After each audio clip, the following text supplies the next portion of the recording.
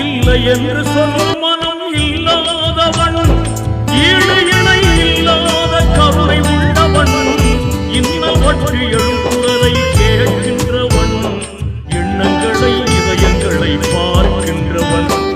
இறைவனிடம் கையேந்துங்கள், அவன் இல்லை என்று சொல்லுவதில்லை.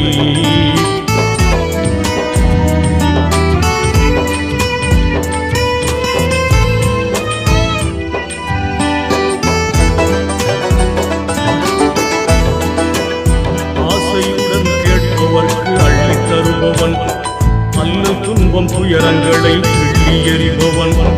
பாசத்துடன் யாவரையும் பார்க்கின்றவன், பாவங்களை பார்வையினால் மாய்க்கின்றவன், அல்லல் பாழும் மாந்த